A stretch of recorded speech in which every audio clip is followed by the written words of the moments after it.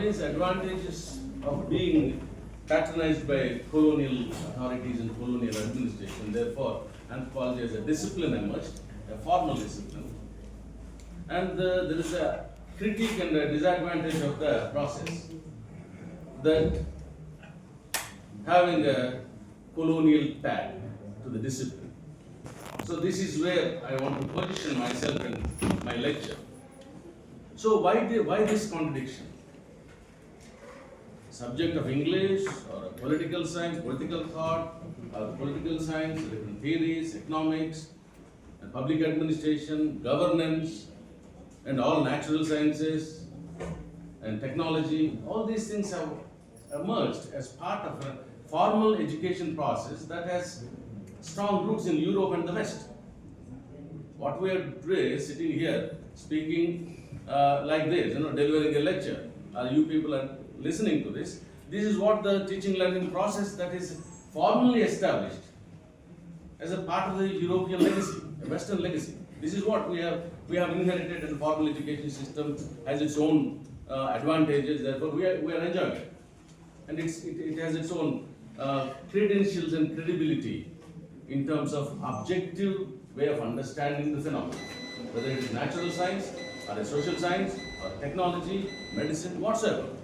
The objective understanding of any phenomena is what the formal education system promotes. But unlike other disciplines, anthropology has this tag of being a colonial discipline. So this colonial discipline, being a colonial discipline, it also came out with how to understand people, their own frameworks. So the colonizers and the discipline, they emerged to understand the societies and culture and people from its own perspective. Just want to give an example. Most of the African countries are colonized by different countries.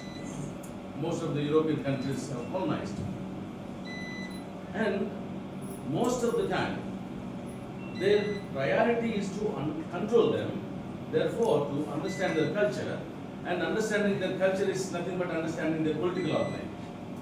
What are the political structures, indigenous political structures, how they govern themselves. Therefore, if you understand that, a colonizer can easily understand how to control them. This is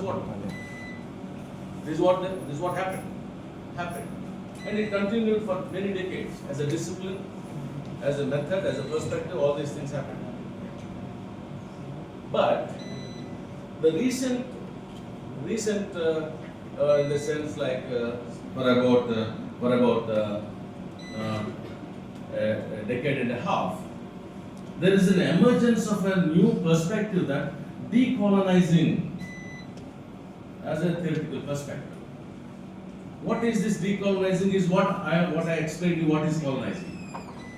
So, in the context of colonization, and different scholars from the West again, and from Africa, and from India as well, they started working out how to decolonize this process.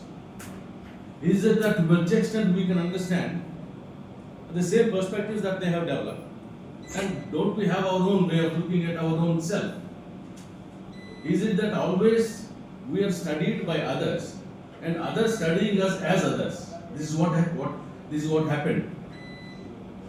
So, in this context, just I have articulated my title as a Decolonizing Tribal Research Centering Indigenous Epistemologies. So, decolonizing research and centering indigenous epistemologies. So, epistemology